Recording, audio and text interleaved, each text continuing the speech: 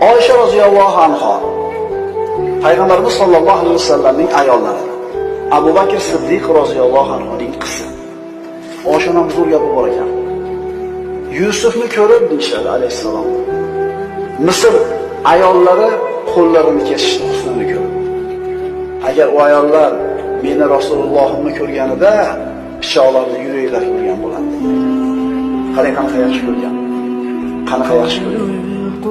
Oysha onamiz aytadi, Rasululloh hech qaysi ayolga rashk qilmasdi. Faqat Hadichaga rashk. O'zim ko'rgan emasman. Bilasizlar, Hadicha onamiz vafot etgandan keyin Rasululloh Madinaga Munavvaraga borganda Oysha onamiz uylangan. Oradan bir necha yillar o'tgan. O'tib ketgan ayoliga rashk qilardi.